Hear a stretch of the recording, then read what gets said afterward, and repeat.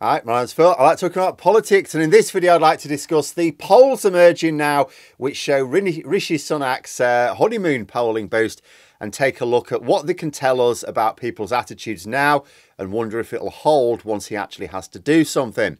But first, if you'd like to be notified of daily news and politics, please subscribe to the channel and click the bell notification icon. So as I've said in the past, there's lots of metrics in polls, but there are three key ones that are known to be crucial when it comes to general election success. Voting intention, obviously, economic competence, and leadership approval ratings. In terms of the headline news of these initial polls emerging in the days since Sunak took over as Prime Minister, the gap has closed for voting intention in all of the polls. But Labour still has a large lead in all of them.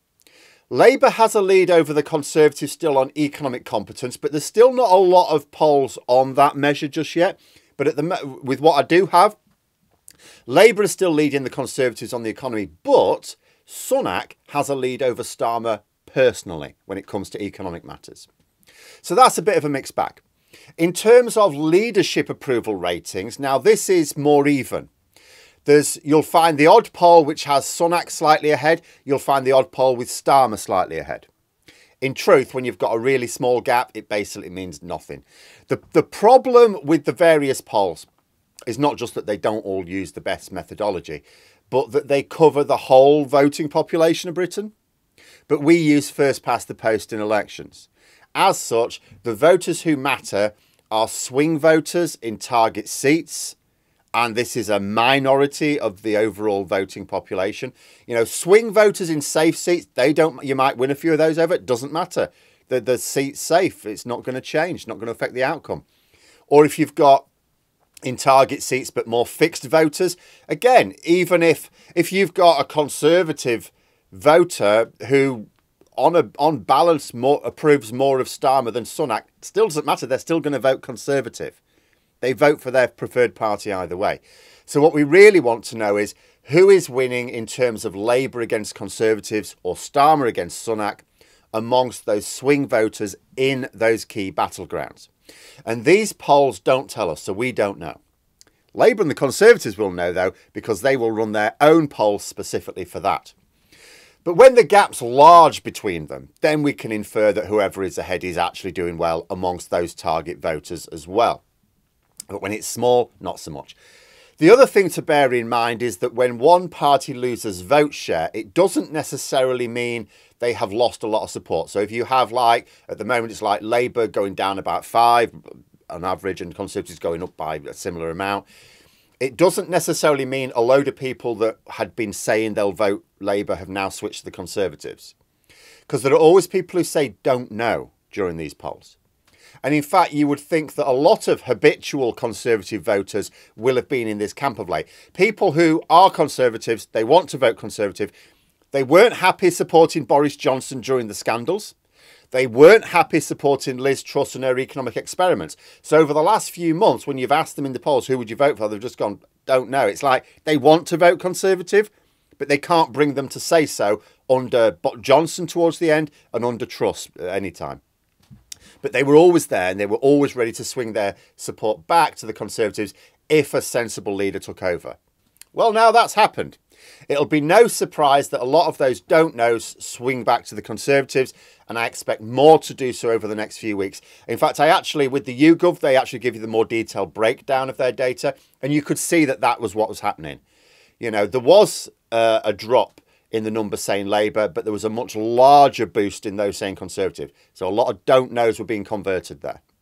So it's not a case of there being a fixed pool of voters who all opted for a particular party and they just, you know, changed seats. In terms of what the polls show now, it would still be a big Labour victory. But as I've been saying for a while, this won't be where it is come the election.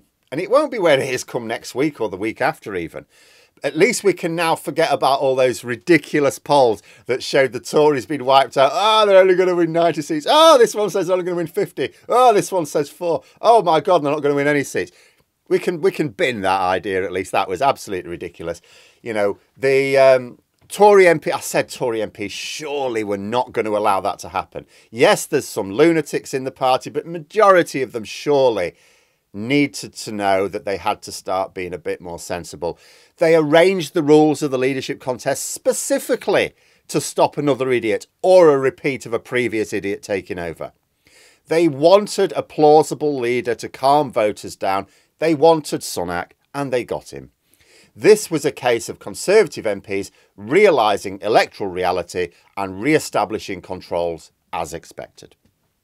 And with the budget statement not for several weeks now, was going to be Monday, it's now not going to be until the middle of next month, Sunak has given himself a very decent honeymoon period to calm things down and really close that gap. And I think he will close that gap quite a lot.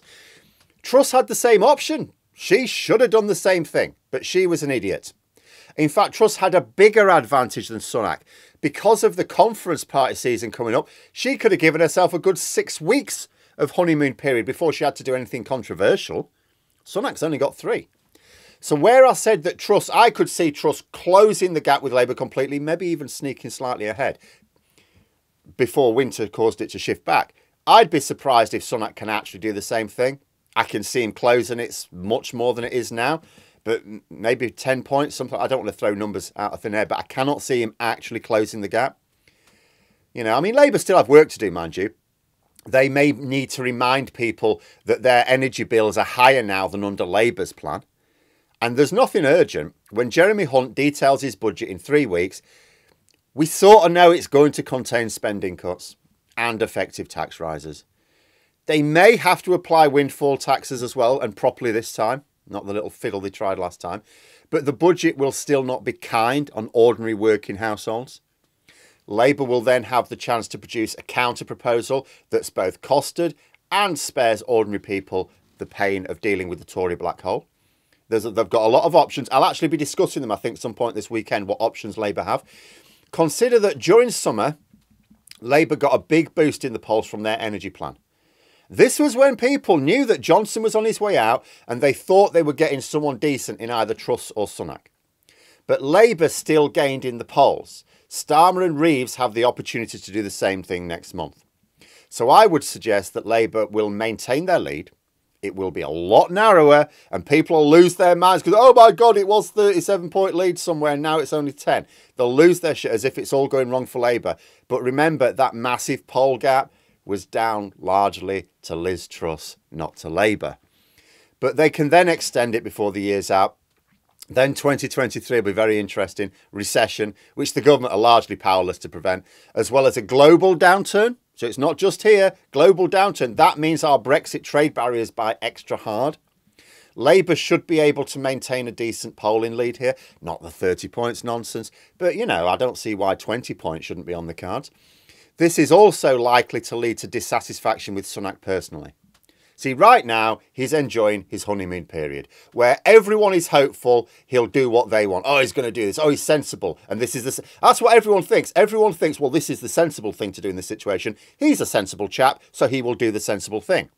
But there will come a time when he has to actually commit himself to certain policy directions, at which point someone will go, well, that's not the sensible thing. Oh, he's not a sensible chap after all.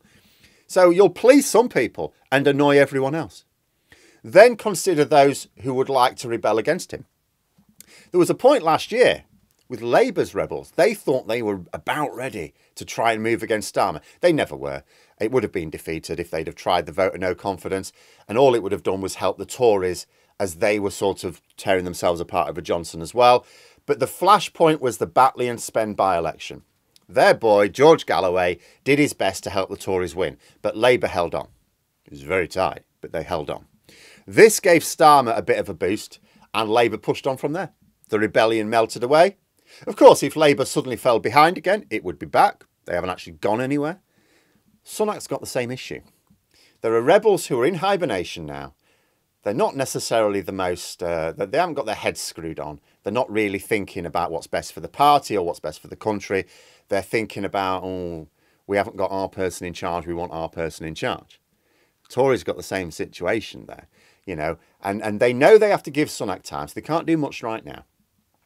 You know, and as we move from winter to spring, Labour still have a healthy lead, or worse, they're extending it, and Labour are still seen as the party best suited to manage the economy, and if Starmer is pulling ahead of Sunak in the approval ratings again, in other words, if Labour have got the hat trick there of those three crucial metrics, the Conservatives are going to find themselves heading into the local elections next May in serious trouble. Labour have the potential to make a lot of gains in next year's local elections. This year's local elections, they made a lot of gains, but they'd sort of already had most of the seats anyway. Next year's is different. These are the ones that were contested, I think, in 2019 when Labour were absolutely crushed. You know, they lost loads of seats. So now they can gain them back. And if they do, Sunak will be incredibly vulnerable.